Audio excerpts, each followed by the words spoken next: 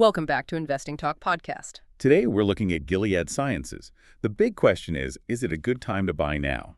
As usual, before we start, subscribe, like, and comment to this video to support the show. And if there is a specific company you want us to look into, leave it in the comments below. So let's get into the analysis of Gilead Sciences. We've synthesized a massive stack of sources here, from regulatory filings to analyst notes. And really the overriding story of the last quarter is, well, volatility, followed by a deeply earned recovery. Yeah, when we look at the timeline, we have to start with what felt like a near-death experience for investor confidence back in August 2025. Shares declined pretty sharply after the FDA hit one of their key HIV treatment trials with a clinical hold, citing safety concerns. And that wasn't just a momentary blip, right? It had two pretty damaging side effects. First, it triggered those legal investigations by firms like Pomerantz into potential securities fraud related to that trial. Right. And second, we saw insiders selling from senior management right as that bad news hit. And that insider selling, that just amplified the panic, didn't it? I mean, when the leaders of the company are taking chips off the table during a crisis, the immediate market assumption is that the bad news runs, well, deeper than what's been publicly disclosed. It was pure Wall Street whiplash. Absolutely. But September, that was the moment the tide really turned. And it kind of highlights how sticky Gilead's core business actually is. They reported quarterly revenues of, what was it, $7.77 billion. Yeah. Significantly beating expectations. Wow, yeah. Despite all the clinical drama, their established products maintained a consistent 3% year-over-year revenue growth. Pretty solid. That stability, that must have been a crucial psychological repair for the market. It let the company reinforce their full year 2025 EPS guidance, projecting a healthy range between $8.35 and $8.25. It basically signaled the core business is fine, the balance sheet's healthy, don't panic. Exactly. And institutional investors started listening. The announcement of new $1.79 dividend, payable in December, drove some modest, but I think important institutional buying. You saw firms like Cybersyn Sturgeon Co. disclosing fresh positions, suggesting that the smart money realized the August sell-off was likely an overreaction, kind of throwing the baby out with the bathwater, if you will. Okay, but here's where it gets really interesting, because October delivered the knockout punches that really sealed that bullish narrative. We saw a series of positive clinical trial outcomes, sure, but the biggest single driver was the legal victory, right? That critical extension of the U.S. patent for their flagship HIV drug, Biktarvy. That is the single most important takeaway from, I think, all the sources we analyzed. Biktarvy is their absolute revenue powerhouse. Securing that patent until 2036, it doesn't just protect existing revenue, it eliminates specific, known generic threats right now and guarantees nearly a decade and a half of highly predictable, recurring cash flow. And what does that mean for you as an investor? Analysts estimate this durability adds anywhere from like $6 to $12 per share in value, because it transforms the HIV franchise into this massive financial engine. That guaranteed stability, it acts as powerful collateral, doesn't it? Enabling Gilead to maybe aggressively pursue major M&A targets in oncology without relying on riskier financing. Exactly. It's basically funds their future growth in cancer. And speaking of cancer, their market perception got a huge boost following a really upbeat showing at the ESMO 2025 Congress. Right. ESMO, for those who might not know, the ESMO Congress is the premier European oncology summit. So having an upbeat showing there means their cancer data, specifically for drugs like Trodelvy and Yescarta, was, well, very well received by key physicians. That's validation that their pipeline spending is starting to bear fruit. Definitely. And following all these catalysts, the stock rallied, 4.36%? It triggered rapid analyst upgrades from major players like Citi, Cantor Fitzgerald, Wolfe Research, setting new price targets as high as $140. Okay, hold on. If the stock just hit $124 recently, how much of that Biktarvy win is already priced in? I mean, are these analysts just playing catch up, or is there genuinely, 15% upside left for a large cap pharma stock? That's a fair challenge. The consensus seemed to suggest that while the stability, that's probably priced in, the acceleration potential from the oncology pipeline, especially after ESMO, maybe isn't fully reflected yet. Plus, they topped off their prestige wins by securing the 2025 Pre-Galian USA Award for Yeztugo, another strong signal of innovation. Okay, so we've established the recent narrative is bullish, but let's anchor this in the core fundamentals. If the company is structurally sound, maybe the volatility matters a bit less. Right. And the financial foundation is robust. Their trailing 12 months, or TTM, revenue stands at $29.09 billion. That's a solid 6.04% increase year over year.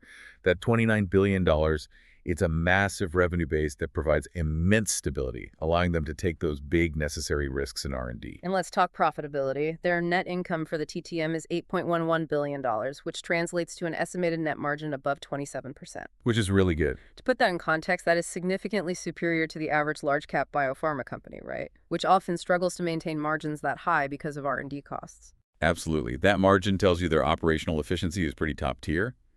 And even better, the 2025 consensus estimates project net profit growth to accelerate to $10.2 billion. That would be a huge 25% year-over-year jump, proving they are mastering cost control and leveraging volume. And the cash flow backs that efficiency up, doesn't it? Consistently generating robust free cash flow, exceeding $5 billion every year. That FCF is impressive, but we need to ask, are they deploying that capital aggressively enough into M&A to diversify away from that HIV dependence? Well, they seem to be managing it carefully. In Q3 2025 alone, they returned substantial capital. $1.0 billion in dividends and $435 million in share buybacks. Okay. And their conservative balance sheet, with net debt relative to EBITDA below 1.0x, gives them immense flexibility to strike when the right oncology target emerges. Their competitive advantage is clearly defined then. They are the globally recognized leader in HIV antivirals. Biktarvy and Descovy are like household names in the medical community. This leadership, combined with that reinforced patent estate and specialized manufacturing, creates a really wide economic moat that is incredibly difficult for any competitor to breach. And beyond HIV, they seem smart about future growth. Mm-hmm. Their strategic positioning in oncology and virology with high-value assets like Trodelvy and Yescarta proves they aren't just resting on their HIV laurels, They're expanding their footprint into the next generation of treatments. Okay, so transitioning from the fundamentals, let's look at the technical picture, which seems to confirm the strength we're seeing in the financials. The price action is clearly in a confirmed uptrend, up 36% year-to-date, hitting those all-time highs recently at $124.61. Yeah, and key technical levels are pretty clear now. Strong support seems consolidated in the $120 zone, meaning any pullback should find buyers fairly quickly, you'd think. Resistance is mapped between $125 and $132. Okay. So that sets the predicted 3-month trading range between roughly $118.50 and $132. The bullish momentum suggests they might be ready to break out of that resistance zone. What really stands out to me in the technicals, especially for maybe the more defensively minded investor, is the stability factor. Gilead Sciences has an exceptionally low volatility profile, right? Reflected by its beta of 0.33 compared to the S&P 500. Yeah, and it's a good question. How can a biopharma company known for binary R&D risk have such a defensive profile? Exactly. The answer really loops back to Biktarvy.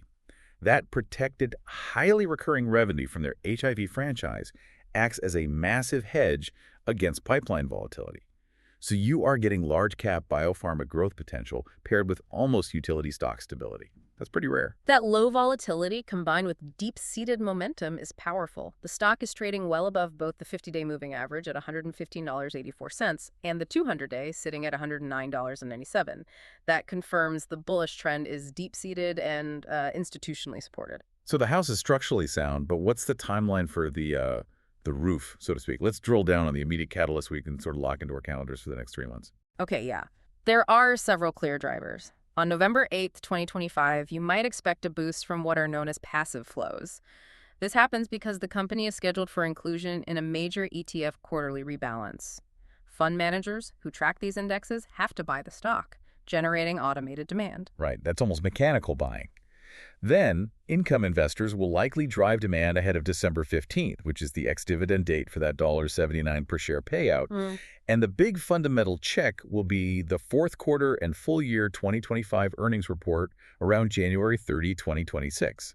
We'd anticipate strong execution and continued modest revenue growth there. And outside of those firm dates, the speculative catalysts are always kind of fun to track. There is that persistent M&A speculation with whispers that Gilead might make a strategic, maybe mid-sized acquisition in oncology to further diversify its portfolio and utilize that Biktarvy-generated cash. Yeah, and we are hearing some talk about early oncoimmunology data drops from their cancer pipeline that could potentially trigger substantial revaluations. Plus, following that earlier regulatory scrutiny and insider selling, there are ongoing rumors about potential executive leadership changes, which could be viewed positively by investors seeking maybe fresh governance. Okay, this raises an important question, though. We spent a lot of time on the upside, but where is the risk? Biopharma is never without risk, and the regulatory environment can be punishing. Absolutely. The primary risks really center on pipeline development.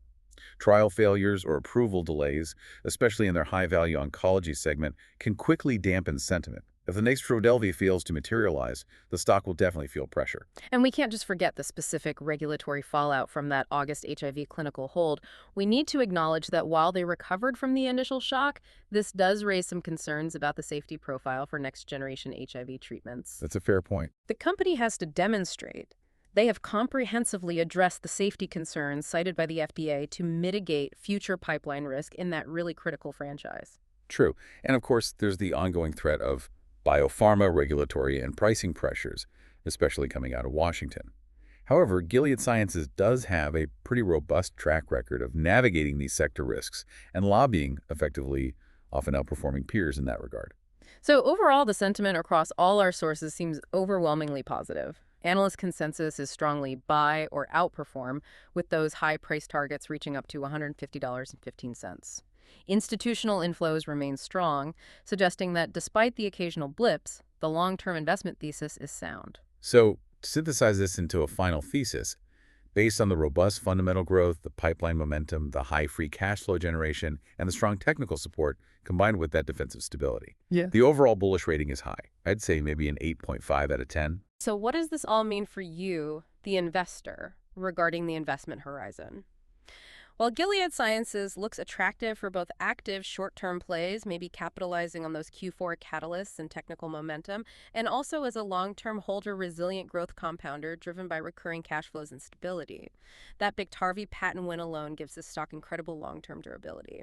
The question you should probably be mulling over is this. If guaranteed cash flow from HIV is the anchor, is Gilead's current valuation accurately reflecting the potential of their cancer pipeline to become the second, equally dominant revenue leg of this company?